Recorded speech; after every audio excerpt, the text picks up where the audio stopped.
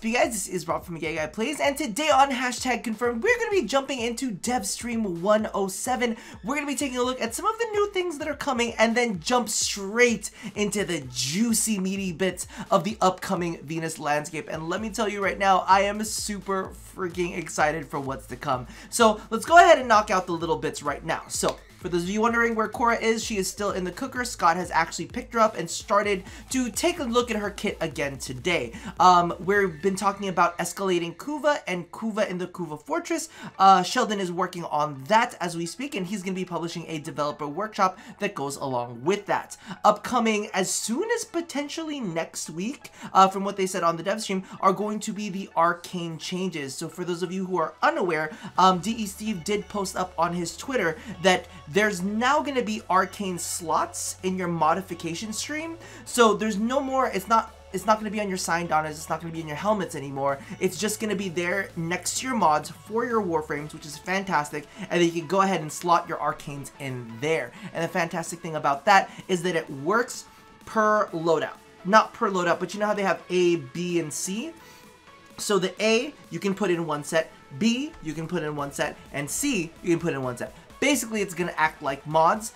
Same thing goes for your Zaws. So your Zaw weapons will have an arcane in there, and same thing goes for your operators. So all of those will be available. It's going to be a lot. It's going to be a godsend, because legitimately I won't be locked into just wearing one Syndana. Even though I do love my Syndana, it'll be nice to be able to kind of like change it out without thinking in my head, oh, I got to go into the foundry. I got to go ahead and swap that and then, you know, make everything effective. Now you can pair your arcanes to specific builds, which I think is absolutely fantastic.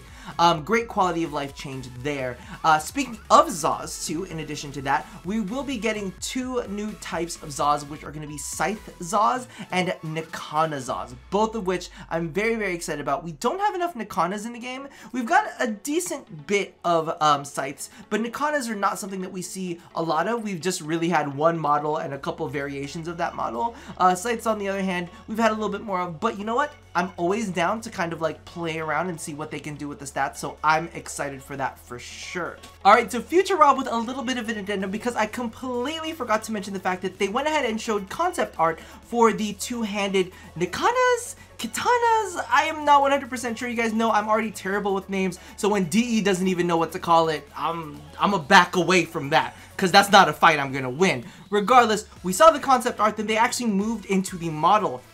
And this thing is going to have a really cool smoky effect, so don't mind like the solid piece that they have there. This is actually going to be a smoking hot Nikana Katana two-handed big sword thing.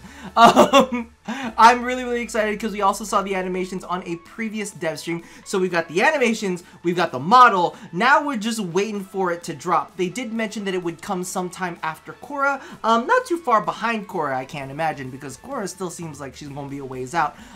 Regardless, I'm excited for it. I want to see the stats, but the moveset looks pretty gosh damn good, and I can't wait to go ahead and get my hands on it. Regardless, I'm going to go ahead and leave this back to past Rob, so take it away. Boop. Now, slowly, if you watch the podcast that we do at the stream, we're going to be butt plugging into Venus, and we're going to jump straight in with the Corpus Spider Bot. So they actually went ahead and gave us a look of some of the animations that are happening with the Corpus Spider Bot. There's one that like latches onto the wall and like spins outwards, which has like little blades on their legs, which I think is fantastic. However, I'm not 100% sure if those are true to size, because they did go ahead and show off the big granddaddy of them all, which was this massive towering spider bot. And part of me, and I'm gonna ask you guys this, what do you guys think? Do you think that this massive spider bot is gonna be like the Eidolon version for Venus? Because we have a new landscape. I'm assuming that we're gonna have one big old crazy creature in there as a well to fight, right? I'm just thinking, you know, Cetus got Eidolons, Venus is gonna have big crazy spider bot, right? Let me know what you think in the comments. Do you think I'm on point with that? Now, let's go ahead and jump straight into Venus. I know I like blaze along that whole first section because this is the part that I'm like, oh, what is happening? So for those of you guys who want a little bit of a backstory, Venus was originally being terraformed by the Arcane. However, the Arcane fell before they could kind of finish their task. Now, the way that they were doing it was they had these big golden orbs that were like, I think that they said that they were in the atmosphere, they were floating above Venus, and they were pulling in moisture or creating glaciers on these orbs. And as the glaciers formed, the glaciers would be so heavy that they would crash down into Venus to try to almost create a little bit of a cooling, because as you guys know, Venus is one of the hottest planets in the solar system. So super hot, and they're trying to cool it down with all these, but unfortunately they couldn't before, you know, us Tenno kind of whooshed, you're done. So the Corpus actually went ahead and jumped into Venus, discovered some of this terraforming stuff that was there.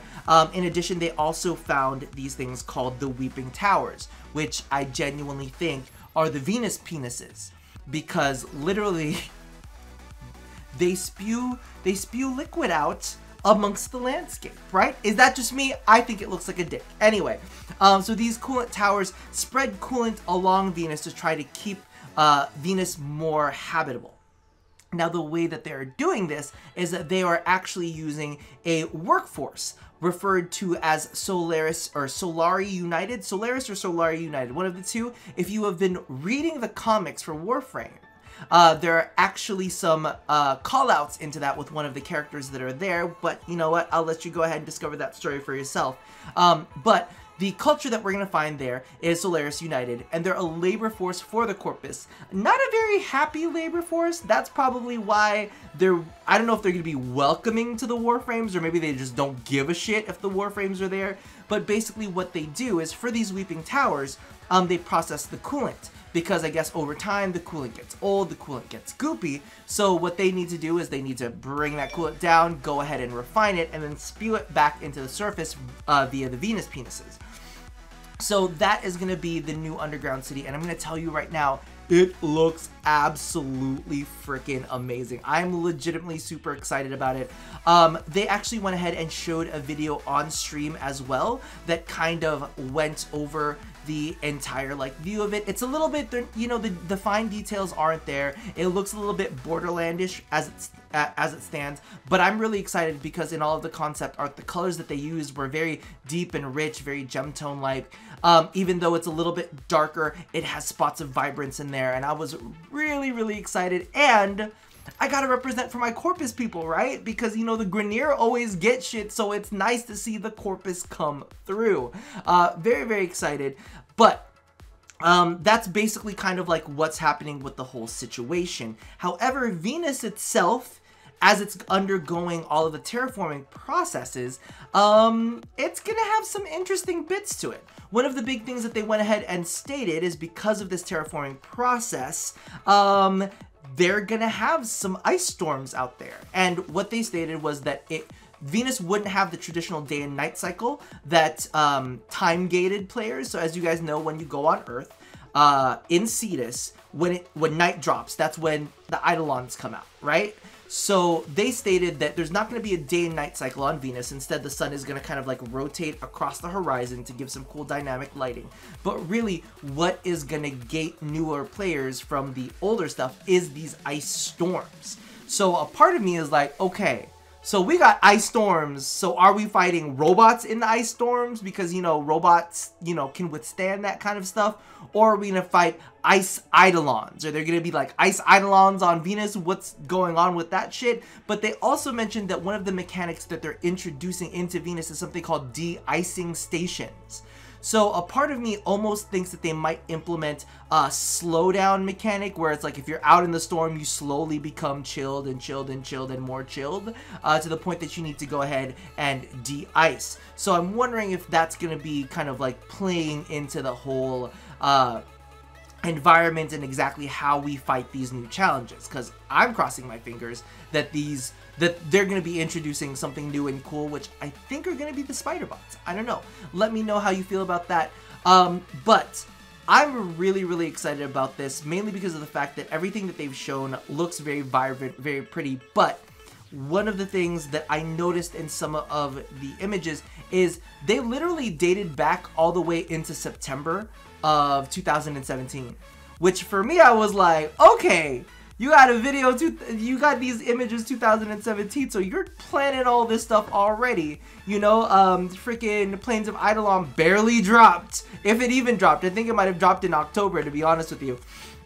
And they're just kind of like saying, all right, y'all can't celebrate your Plains of Eidolon. You need to get back to work because we need to make Venus ASAP. And from everything that I'm seeing so far, it looks really freaking cool. I just really hope that they introduce some challenges in there that feel like legitimate challenges and reward us accordingly for that.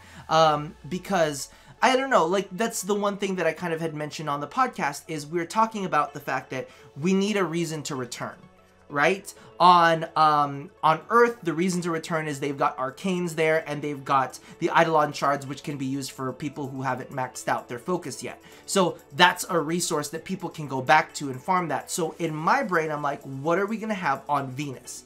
Is it gonna be something along the same lines? What would feel rewarding, and what would make us return? Because in so many times, DE has created things like the Kayla Dethane fight, which I think is a really awesome boss fight. But once you've got the mods for that, once you're all set from that, once you're done, you only really go back for sorties, and that's pretty much it. So I'm really crossing my fingers that DE nails it when it comes to the rewards, nails it when it comes to the encounters, and gives us something challenging to sink our teeth into.